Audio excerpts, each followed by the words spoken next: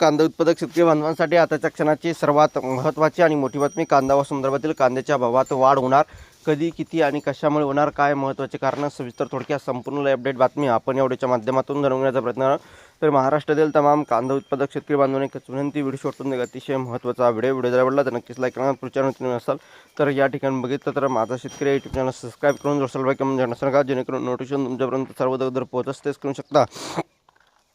उत्पादन वाढलं पण भाव पडला. नाशिकच्या कांदा उत्पादकांचे 200 कोटीचे नुकसान. जिल्ह्यात कांदा उत्पादन वाढले तरी भावात घसरण. हवामानातील अनिश्चितता शेतकऱ्यांसाठी चिंतेची बाब ठरली आहे आणि उत्पादन क्षेत्र 2.5 लाख हेक्टरपर्यंत वाढले पण भाव 1300 ते 1800 रुपये प्रति क्विंटल असल्याने शेतकऱ्यांचा उत्पादन खर्चही भरून निघत नाही, अशी परिस्थिती निर्माण झाली आहे.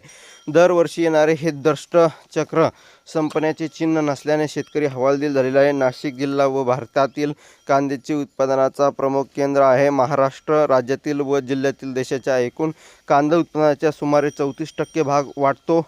कांदा हे नाशिकच्या शेतकऱ्यांसाठी मुख्य पीक आहे, जे त्यांच्या अर्थव्यवस्थेचा आधारस्तंभ आहे.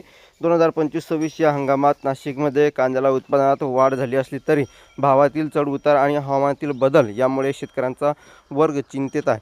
कांद्याचे उत्पादन लासलगाव, पिंपळगाव, चांदवड, सटाणा, निफाड आदी भागात घेतले जाते.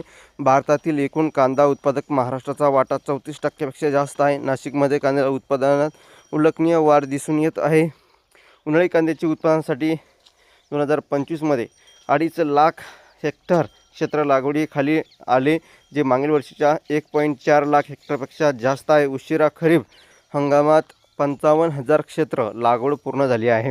अशा प्रकारची ही महत्त्वाची अपडेट आहे, जी तुमच्यापर्यंत पोहोचली. व्हिडिओ जास्तीत जास्त शेअर करा, कांदा उत्पादक शेतकऱ्यांपर्यंत पोहोचवा.